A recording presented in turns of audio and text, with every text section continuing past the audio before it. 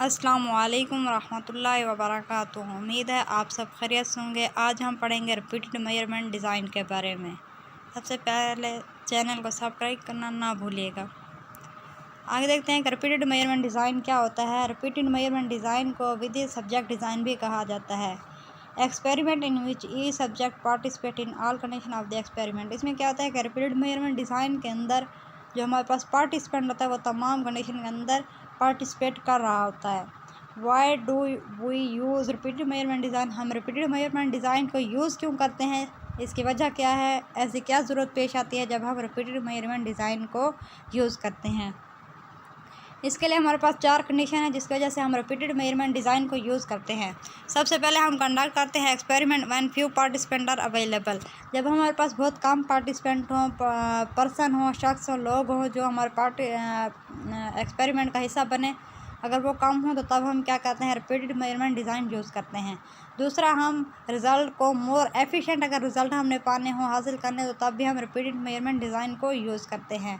Third, repeated measurement design जो है ये इंक्रीज़ कर देता है किसकी, सेंसिटिविटी ऑफ दी एक्सपेरिमेंट की सेंसिटिविटी को भी बढ़ा देते हैं। इस वजह से भी हम ये यूज़ करते हैं रिपीटेड मेजरमेंट डिज़ाइन। फोर्थ, इसके पे हमारे पास ऑप्शन आ जाता है कि study change in participants behaviour over time. वक्त के गुजरने के साथ साथ इंसान का जो बिहेवियर है, माल हैं, वो चेंज होना शुरू हो जाते हैं। उसको भी हम स्टडी करने के लिए क्या करते हैं, रिपीटेड मेजरमेंट डिज़ाइन को इस्तेमाल करते हैं। नेक्स्ट, इसमें क्या आता है कि रिपीटेड मेजरमेंट डिज़ाइन के अंदर हमारे पास कंट्रोल ग्रुप और एक्सपेरिमेंटल ग्रुप जो होता है या कंडीशन होते हैं वो सेम होते हैं, क्योंकि इसके अंदर पार्टिसिपेंट सेम ही यूज़ हो रहे होते हैं, पार्टिसिपेट कर रहे होते हैं।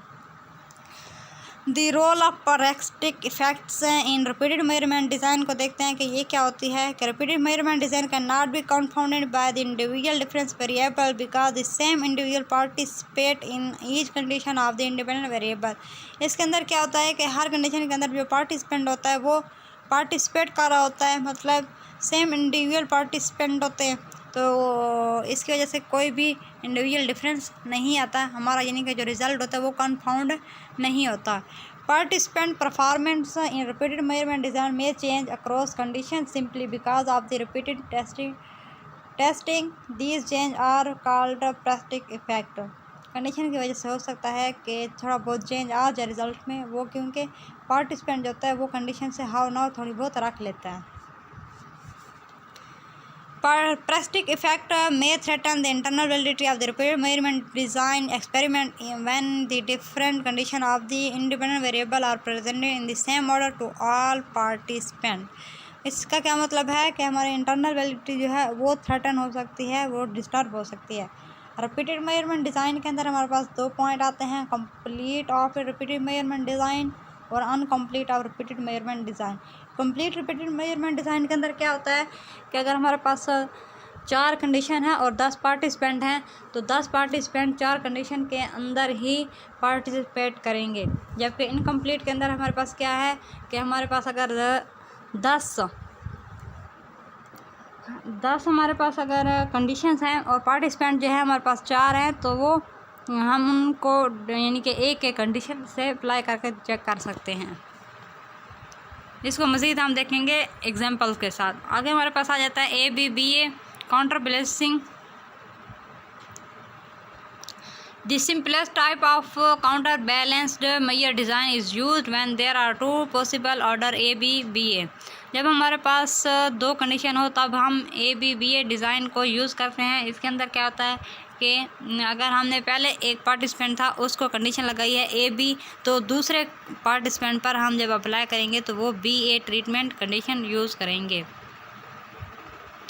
अगर 3 कंडीशन है तो हमारे पास क्या होगा कि 6 ग्रुप बनेंगे।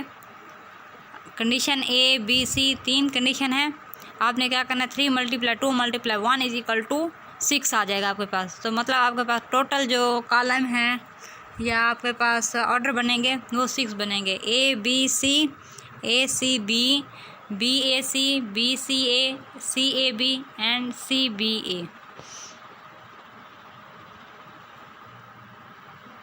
इसके बाद हमारे पास आ जाता है इनकम्प्लीट डिज़ाइन। इनकम्प्लीट डिज़ाइन के अंदर क्या होता है कि हमारे पास जितने ज़्यादा बनेंगे, कॉलम बनेंगे, उतने ही हमें पार्टिसिपेंट ज़रूरत होंगे। इसको मज़ीद तफसील से पढ़ते हैं। Practice effect are balance across subject in incomplete design rather than for each subject as in complete design. The rule of balancing practical effect in the incomplete design is that each condition of the experiment must be presented in each ordinal condition first, second, equally often time।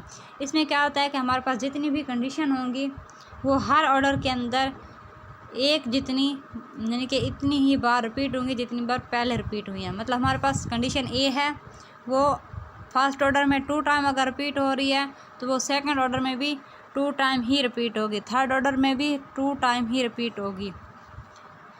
The best method of balancing prestige effect in the incomplete design all possible order के अंदर हम इसको तब use करते हैं जब हमारे पास 4 या फ्यू कंडीशन हो, तब हम ऑल पॉसिबल ऑर्डर को यूज़ करते हैं।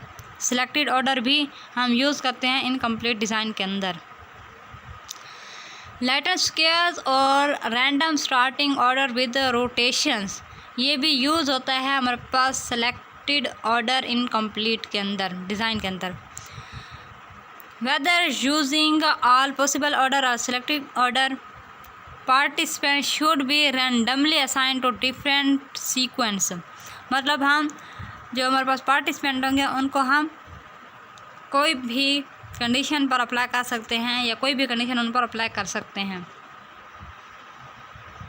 इनकम्प्लीट डिज़ाइन के अंदर हमारे पास आगे इनकी एग्जांपल दी हुई है कि the general rule of the practice effect in incomplete design each condition of the experiment. मतलब हमारे पास 3 कंडीशन है A B C, must appear in each order ordinal position first, second, third, equally often. मतलब बराबर वक्त में ही show होनी चाहिए।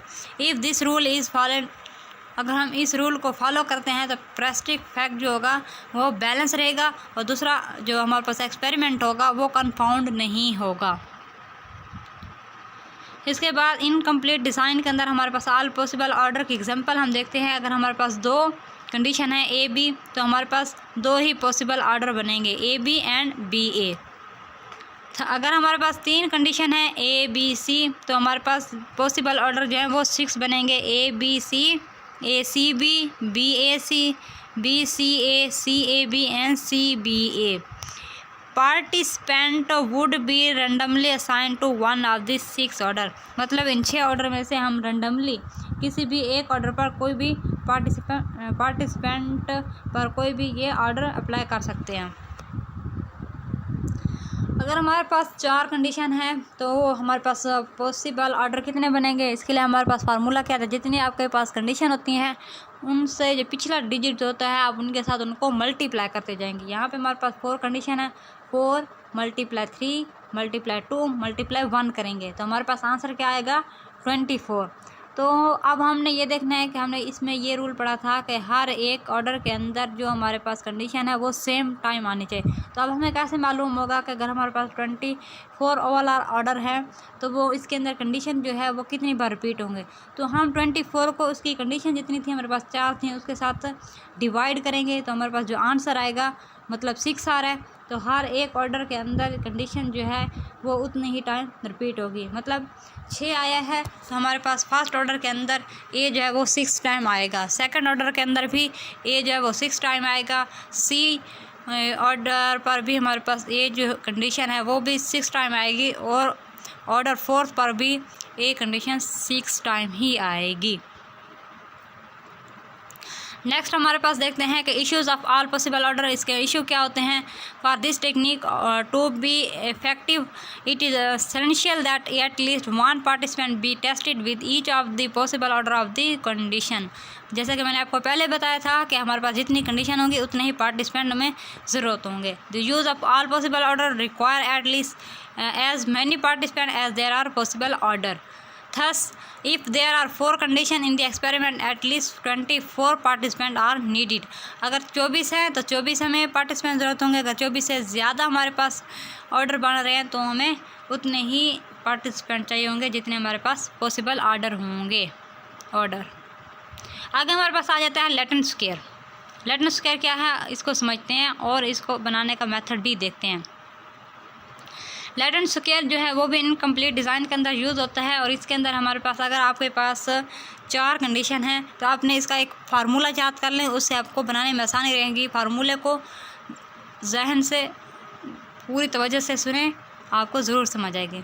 जैसा कि मैं इसे रिपीट करती हूँ, आप ऐसा करें कॉपी पेंसिल लें और उसके साथ आप इनको फार्मूलाज के जो टिप्स हैं, पॉइंट्स हैं, उनको लिख लें। फर्स्ट आपने क्या करना है, randomly order the condition of the experiment. आपने क्या करना है, एक्सपेरिमेंट के अंदर जो कंडीशन है उनको रैंडमली ऑर्डर दे देना है। ठीक हो गया। Second, number the condition in your random order 1 through n।